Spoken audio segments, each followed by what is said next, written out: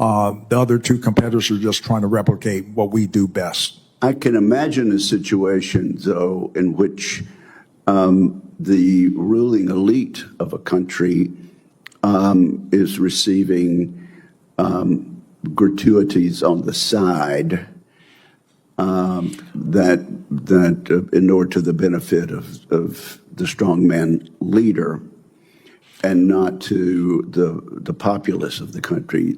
Does that sort of corruption and bribery go on with regard to the Belt and Road?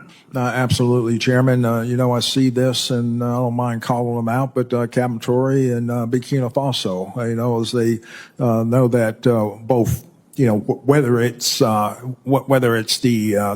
gold reserves, that is all those proceeds are just in exchange to protect the junta regime.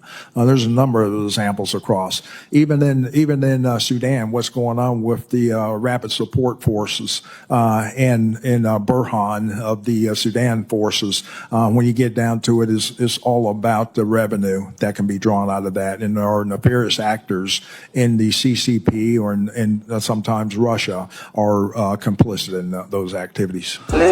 Our African partners understand that we're here to help. It sounds like from your testimony that Africa's in trouble. 40% rise in terrorism. What's your most pressing need that you can tell us for what we can help you with?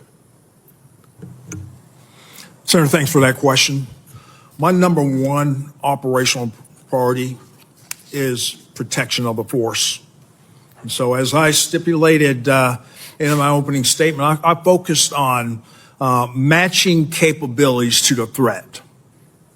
When we match capabilities to the threat, it first calls for integrated air missile defense, and it calls for ISR.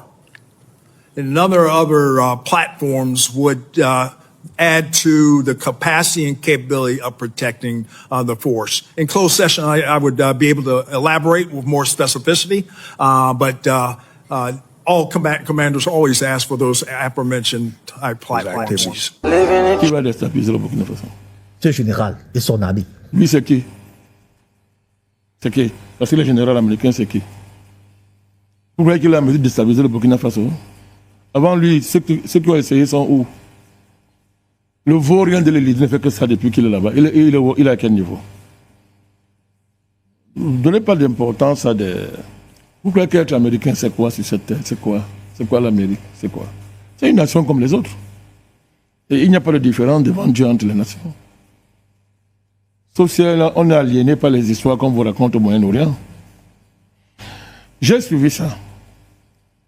J'ai demandé à ceux qui m'ont posé des questions d'être vigilants et d'éviter de taper sur un négrillon de service qu'on nous a présenté, alors qu'on a bombardé des généraux, mais ça ne veut rien dire, puisque l'État profond s'en fout des généraux. C'est eux qui nomment les généraux. Vous connaissez l'histoire de Colin Powell? Colin Powell.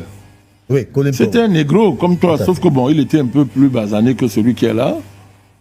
C'est ce qu'on dit, non, professeur Bellec? Ça, j'ai mal parlé, basané?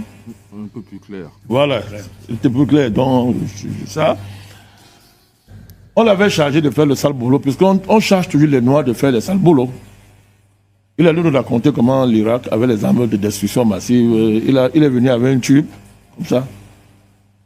Mais à la fin de sa vie, qu'est-ce qu'il a dit? Il a demandé pardon. Bon, on peut le pardonner ou pas, mais il a demandé pardon avant sa mort.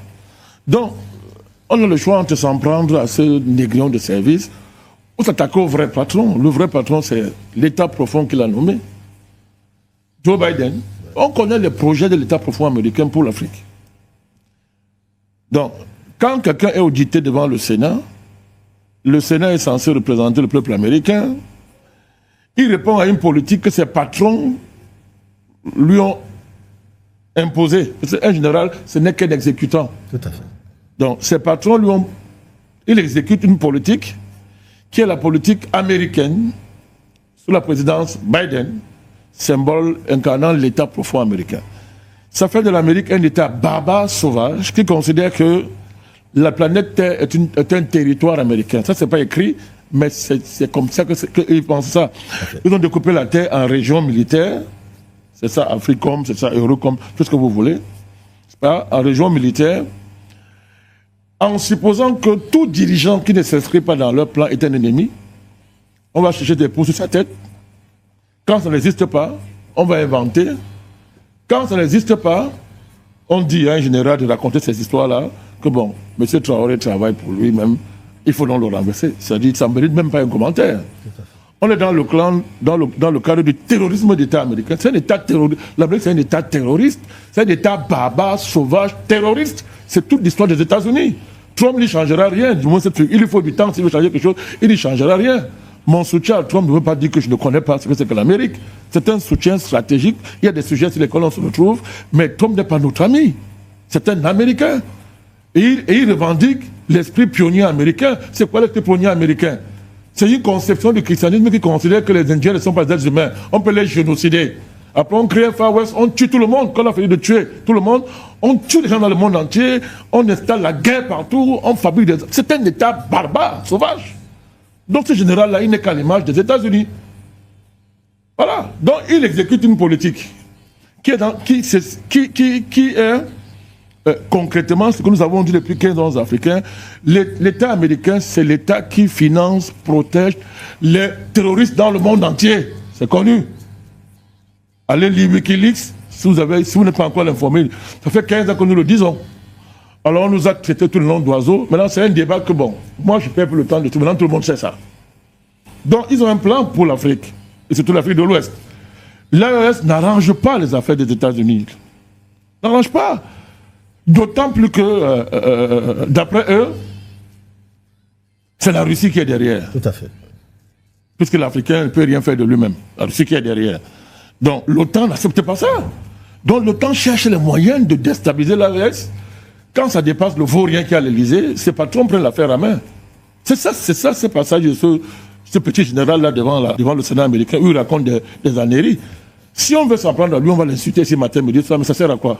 Très bien. C'est la politique américaine et avant l'arrivée de Trump. Vous vous rappelez qu'on a voté une loi aux États-Unis?